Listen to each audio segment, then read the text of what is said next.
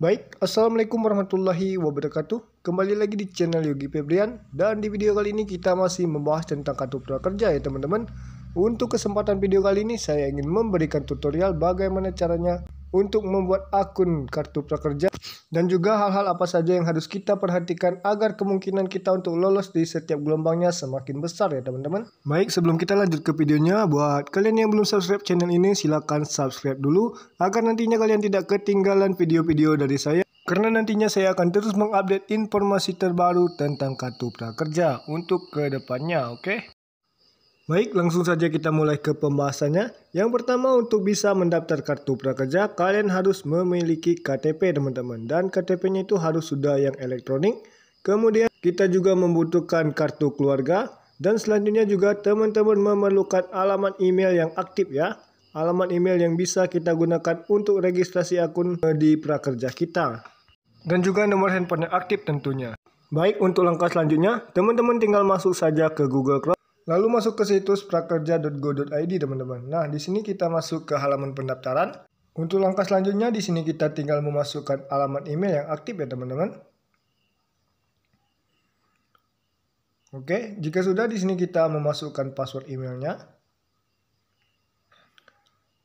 Kemudian konfirmasi password, ini kita masukkan ulang passwordnya ya teman-teman. Jika sudah memasukkan alamat email dan juga password, di sini kita tinggal centang saya menyetujui. Kemudian kita buat akun teman-teman. Tinggal klik buat akun ya. Dan ini dia cek email kamu. Link verifikasi untuk akun prakerja kita sudah dikirim ke alamat email yang kita masukkan tadi ya teman-teman. Oke, di sini kita tinggal masuk ke email yang kita daftarkan tadi ya teman-teman. Nah, di sini masih kosong, kita bisa refresh terlebih dahulu. Jika di sini juga tidak ditemukan, teman-teman bisa cek emailnya di spam ya teman-teman. Jika masih belum muncul, teman-teman bisa refresh aja terus. Nah, seperti ini. Nah, ini dia teman-teman. Kode verifikasi kita sudah dikirim ya. Kita tinggal klik verifikasi sekarang. Untuk selanjutnya kita akan dibawa ke browser lain ya teman-teman. Kita tunggu sebentar. Nah, ini dia. Langsung dari kartu prakerja, verifikasi berhasil. Selamat, email kamu sudah berhasil diverifikasi. Kemudian ini yang penting ya teman-teman, karena banyaknya kendala saat kita mau mendaftar dengan alasan KTP kita buram ataupun terkendala karena tidak bisa mengambil foto dari galeri teman-teman. Dan inilah solusinya, teman-teman download dulu aplikasi Fuvin di Play Store ya. Kemudian jika sudah mendownload, kita tidak lagi masuk melalui Google Chrome ya teman-teman. Karena di sini biasanya banyak sekali terkendala saat kita mau mendaftarkan akun prakerja. Jadi teman-teman masuk ke aplikasi Fuvin. Oke, di sini kita tinggal klik berikutnya saja untuk memulai.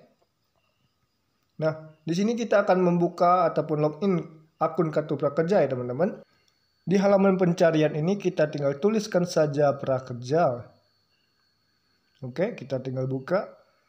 Kemudian di sini kita scroll ke bawah teman-teman. Tinggal klik masuk yang ini. Lanjut, ini dia. Dan kita kan sudah memverifikasi email ya teman-teman. Itu artinya kita sudah memiliki email untuk mendaftar di kartu prakerja. Kemudian di sini teman-teman tinggal masukkan saja alamat emailnya, kemudian masukkan juga passwordnya jika sudah tinggal masuk. Baik, yang pertama adalah halaman verifikasi KTP. Kita masukkan nomor KTP, selanjutnya kita masukkan nomor kartu keluarga, dan juga kita memasukkan tanggal lahir yang sesuai di KTP kita. Baik, selanjutnya jika kita sudah menyelesaikan tahap pertama, kita masuk ke tahap kedua, yaitu lengkapi data diri. Di sini kita masukkan nama lengkap, kemudian di bawahnya kita tinggal memasukkan nama ibu kandung yang sesuai di kartu keluarga ya teman-teman. Lalu kita juga harus mengisi alamat lengkap sesuai KTP, kemudian juga kita memilih provinsi, lalu kabupaten atau kota, dan juga kita harus memasukkan kecamatan. Dan jika alamat teman-teman sama dengan KTP, teman-teman tinggal centang saja gunakan alamat KTP sebagai alamat tempat tinggal. Kemudian tinggal pilih jenis kelamin, lalu selanjutnya kita pilih pendidikan terakhir. Ini kita bisa lihat di kartu keluarga ya teman-teman untuk pendidikan terakhir. Dan untuk pendidikan terakhir ini harus sesuai dengan yang ada di kartu keluarga teman-teman. Untuk langkah selanjutnya kita tinggal memilih status perkawinan. Jika belum kawin tinggal pilih saja yang belum kawin teman-teman. Tapi jika sudah kawin pilih yang sudah kawin. Di sini ada pilihannya ya. Untuk selanjutnya kita memilih jumlah tanggungan. Berhubung yang saya daftarkan ini belum kawin, maka jumlah tanggungannya itu 0 teman-teman. Dia belum memiliki jumlah tanggungan. Lalu bagaimana jika yang sudah kawin ya teman-teman? Jika yang kalian daftarkan adalah kepala keluarga, maka kalian bisa melihat di kartu keluarganya teman-teman. Nah, jika anaknya cuma satu dan juga dia punya satu istri, itu artinya tanggungan dia ada dua teman-teman. Lalu selanjutnya untuk yang istri ya teman-teman. Kalau dia istri, dia itu tidak memiliki tanggungan teman-teman. Jika dia masih memiliki kepala keluarga, oke? Nah, untuk selanjutnya kita pilih status bekerja atau tidak bekerjanya, teman-teman. Dan di sini juga sangat penting. Saya sarankan di sini teman-teman pilih tidak bekerja saja ya. Agar kemungkinan lulusnya lebih besar ya, teman-teman. Karena target utama dari kartu prakerja adalah orang yang kehilangan pekerjaan ataupun orang yang belum bekerja. Kemudian di sini kita bisa memilih topik pelatihan. Teman-teman bebas pilih yang mana saja yang teman-teman mau. Yang sekiranya sesuai dengan bidang dan minat teman-teman masing-masing. Nah, di sini saya biasanya mengambil di bagian manajemen ya, teman-teman. Oke.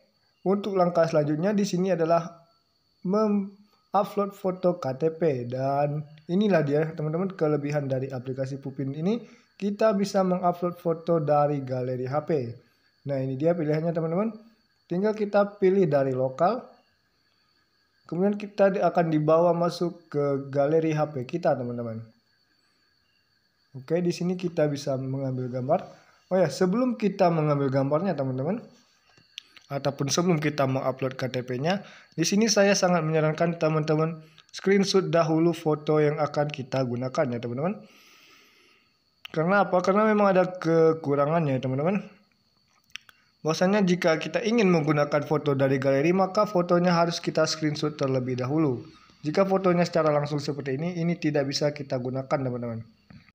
Dan ini sekaligus bertujuan juga untuk mengecilkan ukuran file dari foto KTP yang akan kita upload, teman-teman. Karena batas minimal untuk upload foto adalah di bawah 2 MB, teman-teman ya. Nah, di sini jika sudah kita screenshot, kita masuk ke menu screenshot dan ini dia foto yang akan kita gunakan. Tinggal kita pilih saja. Dan upload file selesai, kita tinggal tunggu sebentar, teman-teman.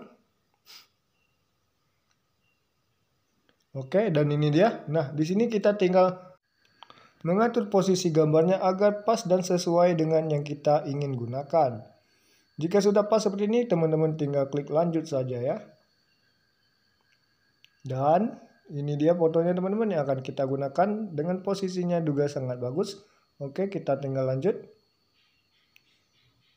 Nah, ini dia teman-teman, upload file berhasil ya. Jika sudah bertanda seperti ini artinya file sudah kita berhasil kita masukkan ya. Untuk selanjutnya kita scroll ke bawah dan saya setuju. Kita centang, kemudian kita tinggal klik lanjutkan saja. Dan kita akan masuk ke tahap ketiga, teman-teman. Dan ini untuk tahap ketiga adalah verifikasi nomor handphone, teman-teman. Teman-teman tinggal masukkan saja nomor handphone yang aktif. Oke, saya masukkan nomor handphone terlebih dahulu. Nah, jika sudah, kita tinggal klik kirim. Kemudian di sini kita akan diminta untuk memasukkan kode OTP yang dikirimkan melalui SMS ke nomor yang kita daftarkan tadi, teman-teman. Oke, jika teman-teman sudah mendapatkan kodenya, tinggal masukkan saja di sini ya.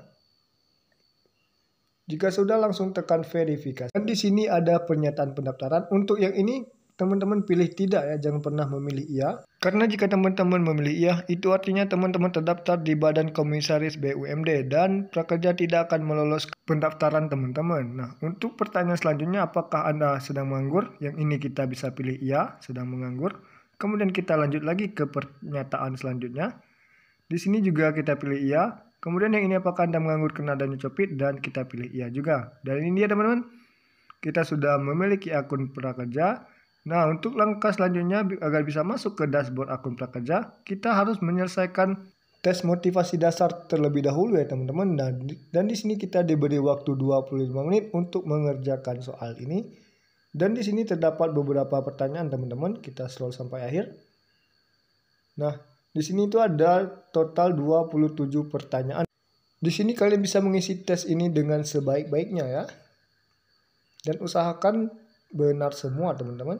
Oke, jika sudah menyelesaikan tes, kita bisa langsung masuk ke dashboard ya. Kita tinggal cek dashboard dan ini dia teman-teman. Akun prakerja kita sudah jadi dan kita bisa lihat di sini ada daftar gelombang 20. Kemudian untuk riwayat gelombangnya ini masih kosong ya teman-teman karena akun baru. Nah, di sini untuk bergabung ke gelombang, teman-teman tinggal klik gabung gelombang. Dan kemudian di sini ada lembar persetujuan prakerja. Ada nama dan juga nik kita, teman-teman tinggal oke kan saja. Lalu selanjutnya jika sudah selesai ini berubah dari yang tadinya gabung menjadi sedang dievaluasi teman-teman. Untuk waktu evaluasi sendiri itu membutuhkan waktu sekitar 3 hari ya teman-teman. Dan untuk pengumuman kelulusannya biasanya di hari berikutnya ya teman-teman. Jadi kalian tinggal tunggu saja, oke?